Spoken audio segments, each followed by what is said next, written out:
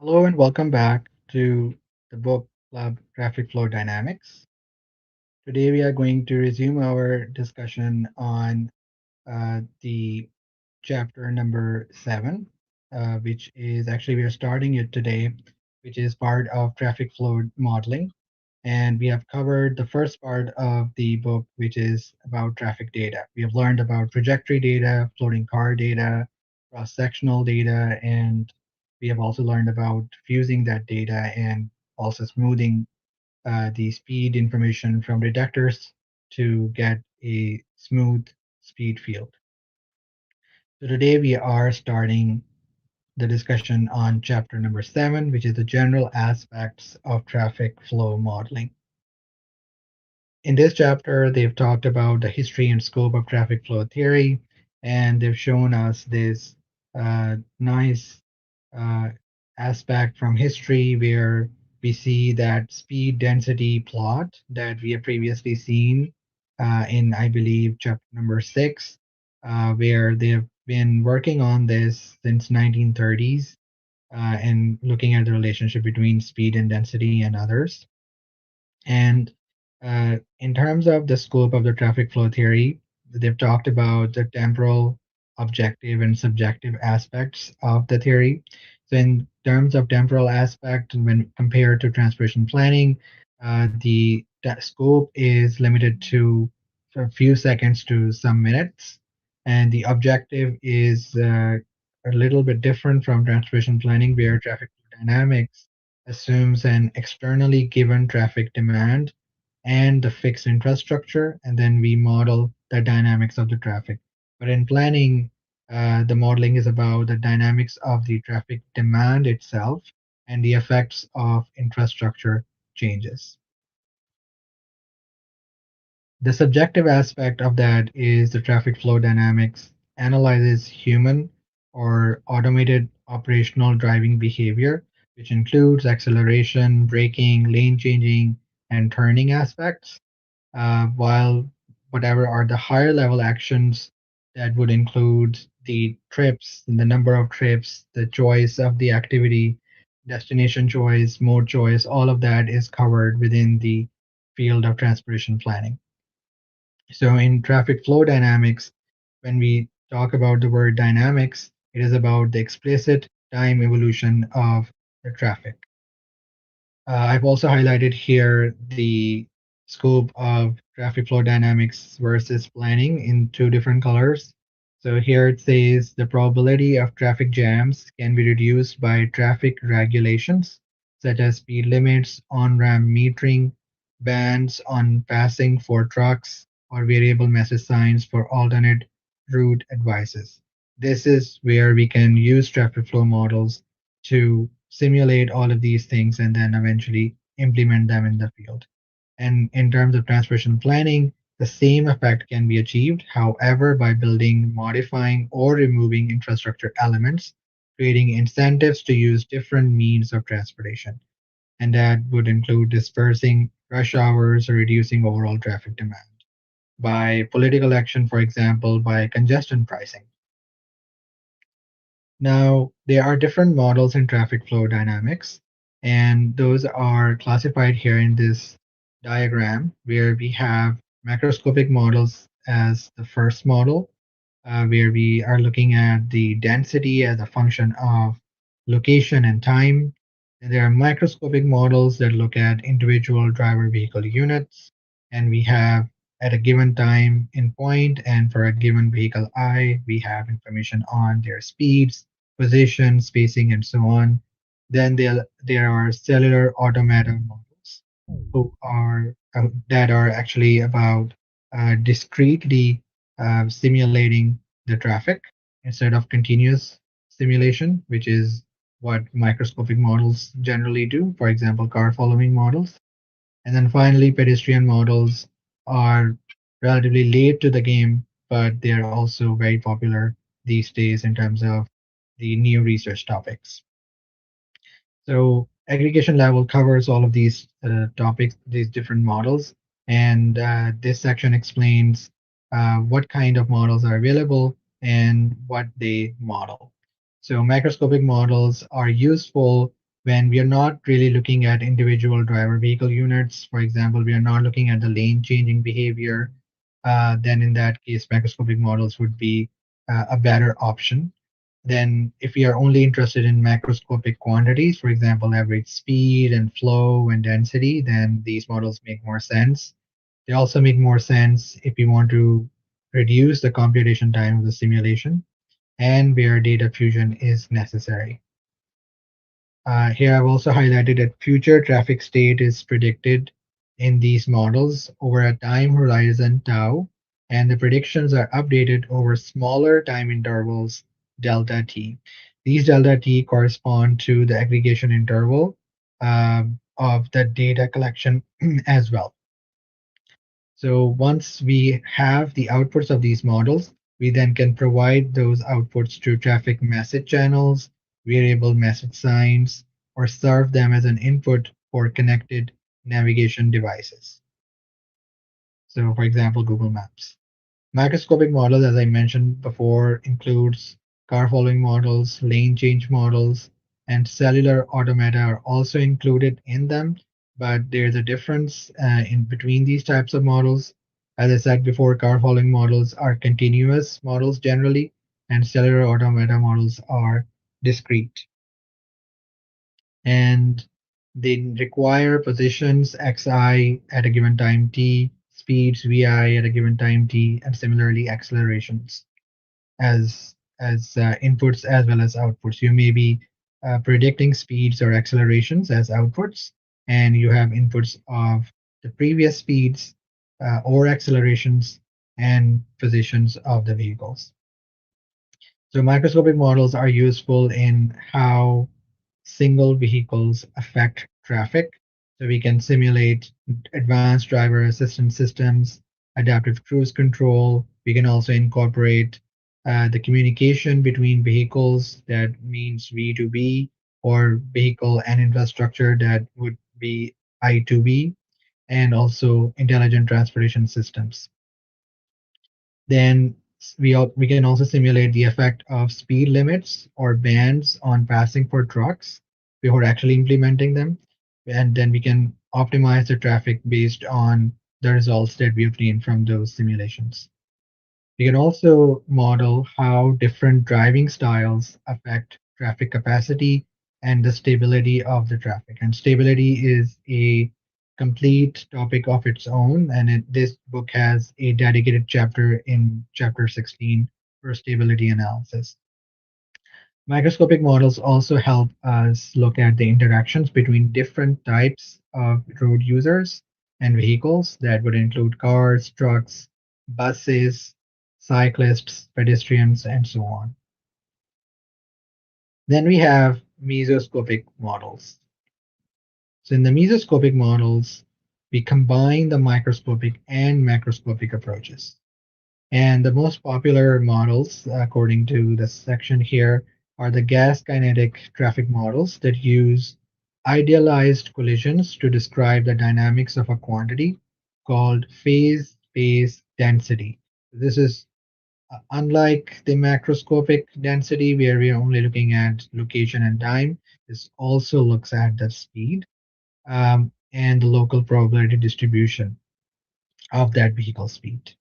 And there are other models as well, for example, parallel hybrid models, dynamic floor field, and so on.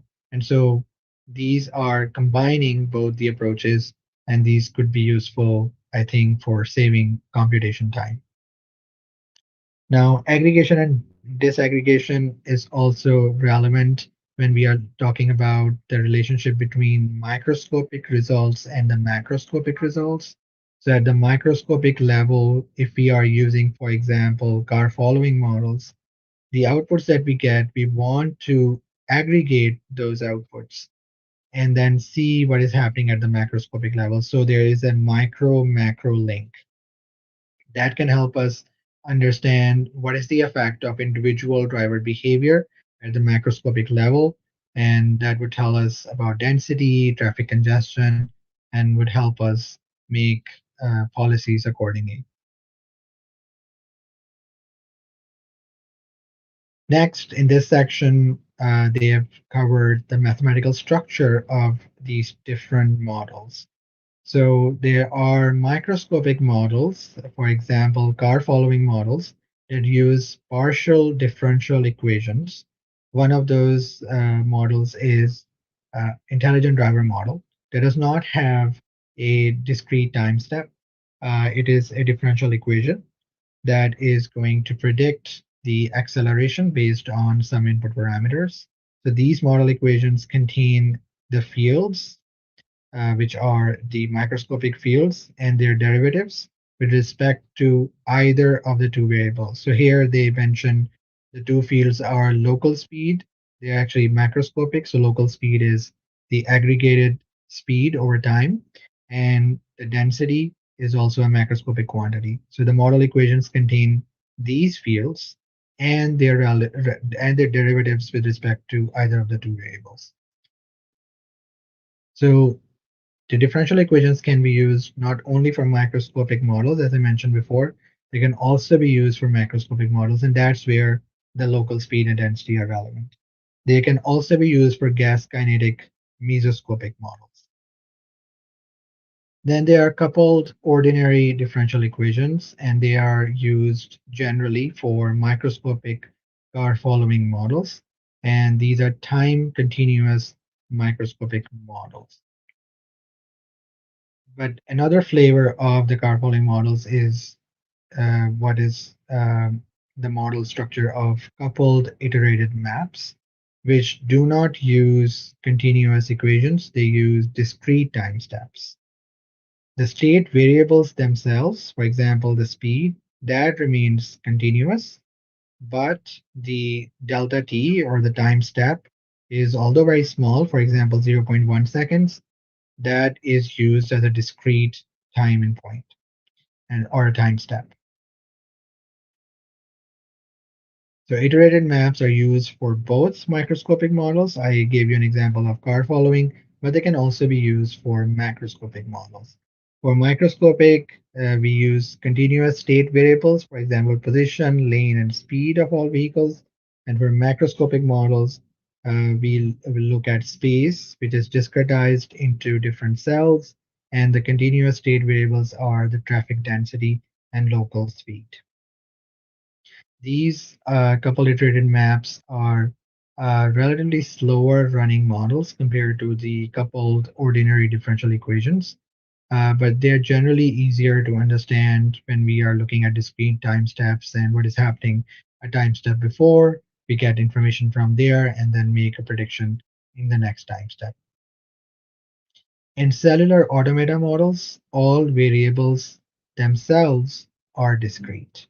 So it's not just that the time step is discrete, the variables are discrete in cellular automata models.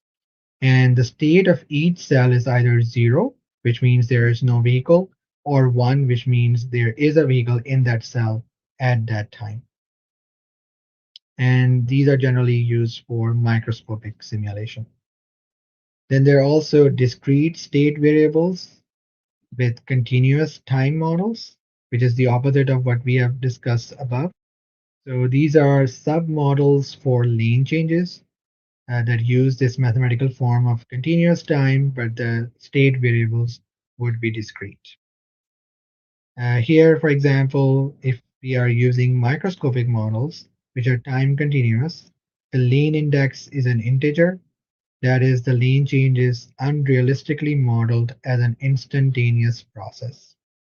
And some mesoscopic models also use discrete state variables with continuous time. These are called as master equations. Then there are static models, which have another name called as traffic stream models. And these describe the relationships between macroscopic state variables, which include density, flow, speed, or occupation. And here they say that notice that steady state solutions of dynamic microscopic or macroscopic models can be considered as traffic stream models as well. And remember, steady state is where we are considering all driver vehicle units are going at the same speed, keeping the same gap from the lead vehicles, and so on. Now, there are other criteria of looking at these different models and classifying them. For example, conceptual foundation. We can look at the heuristic models, which are rule based. And then there are first principle models where we have certain assumptions. For example, if we talk about car following models, Gibbs car following model is a very popular model. And the assumption that it uses is that there is some buffer that the driver keeps that would represent their reaction time. So there's the buffer, which is half of the reaction time. It's a function of the reaction time. That's an assumption about driver behavior. So that would be part of first principles models. Any questions so far?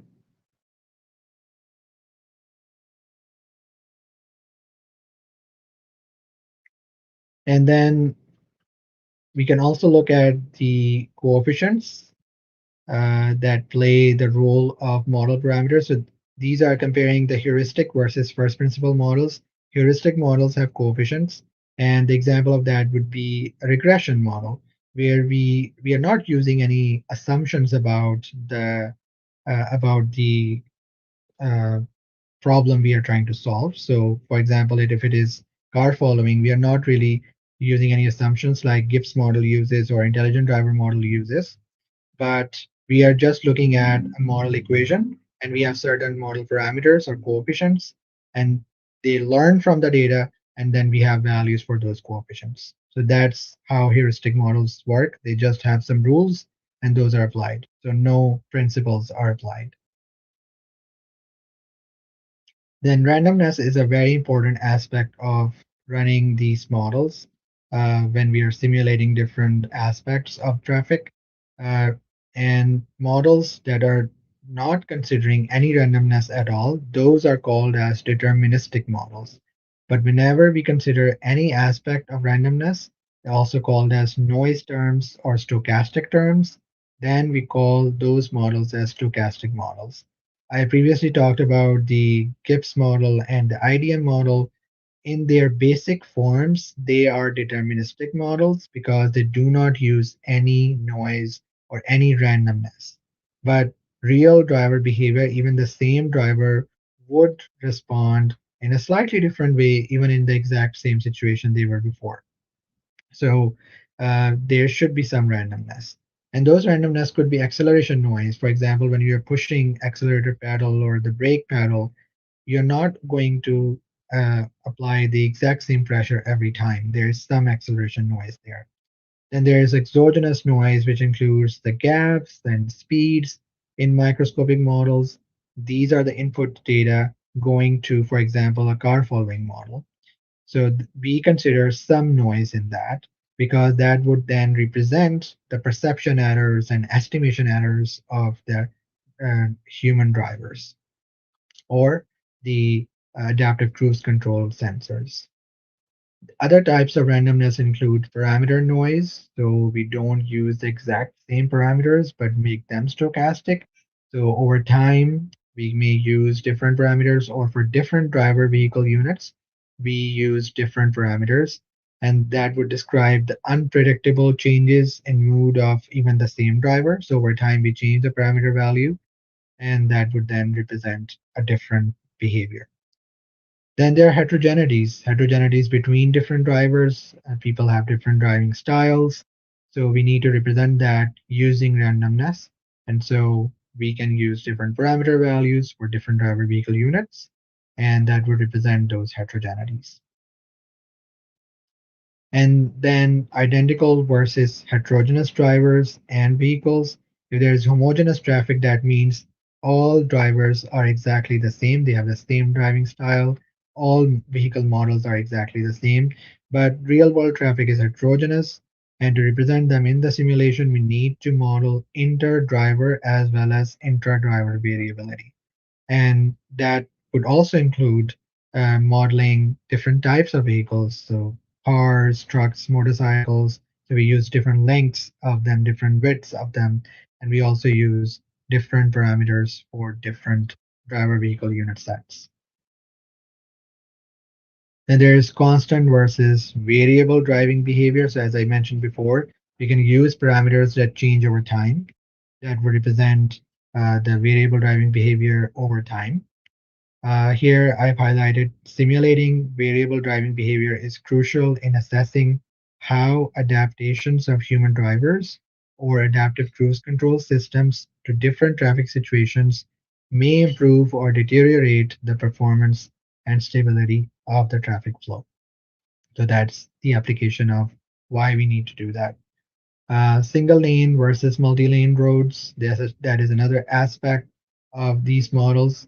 So if you are looking at the longitudinal dynamics as well as lateral dynamics, for example, we are looking at the lane changing model, then we look at whether we are only staying in a single lane in our usage of the models or multiple lanes.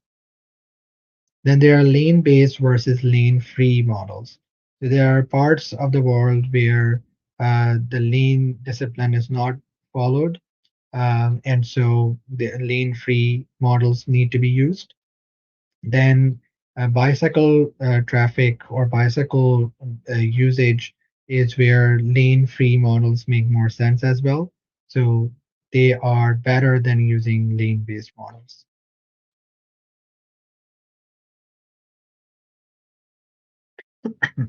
Excuse me. Then they are directed versus unoriented traffic flow. So in a normal simulation where, for example, we are using a microscopic model for vehicles, we would use oriented and directed traffic flow. Everyone is going from north to south or south to north. And so those would be directed and oriented traffic flow examples. But in certain cases, we need to use models that are not directed and they're not using certain orientations. People may go in different directions. And so that would be an example of using a pedestrian model in an example that is mentioned here during Hajj in Saudi Arabia. People may be traveling in different directions all the time. And so we need to use models that are unoriented and not directed. And so this is the end of the chapter. There's only one exercise in this chapter, which is about speed limit on German Autobahn highway. And so here they say some people and organizations regularly ask for the introduction of general speed limit of say 130 kilometer per hour on this highway. So right now there is no speed limit on this highway, and so people can go to 300 or more kilometers per hour. And so this is what people are uh, proponents of to reduce and actually introduce a speed limit of 130. And they say that these are the benefits of doing that. Number one is a speed limit reduces the number of accidents, so that's a safety effect. Number two is assuming a given traffic demand, the speed limit of 130 increases the dynamic highway capacity and reduces the traffic jams. That would be the traffic effect. Then there is an environmental effect of reducing fuel consumption, carbon dioxide emissions, and noise pollution in point number three. And then in point number four, there is a macroeconomic effect because of the economic internal and external costs, cost of time and fuel, cost of accidents, and so on. So these are what the proponents say of using a speed limit of 130 on the German highway. The question is, for which of these effects can we find a quantitative description using traffic flow models? If the answer is positive, which model category would be suitable? So since we are only discussing traffic flow models, we cannot really say anything about point number one without using additional models. If we are only modeling traffic flow, then safety effect cannot be explained by these models. If we are using different speed limits, it can tell us about what is going to be happening to the highway capacity and traffic jams. So point number two, the traffic effect can be addressed. Point number three can be addressed because the result of these traffic flow models can be used as inputs to the fuel emission models. And so those can tell us what would be the consumption of the fuel and so on. So environmental effects to some extent could be addressed using traffic flow models as well. But we cannot directly model safety as a result of using traffic flow models. So that's it for this chapter. The upcoming chapters, chapter 8, 9, and 10, are about macroscopic models. And from chapter 11 to chapter 13 and 14, we are going to discuss microscopic models in detail. And then later, there is a combination of these macro and micro models that are used for analyzing stability and calibrating and validating these models and so on. So that's it for today. Thank you so much for attending.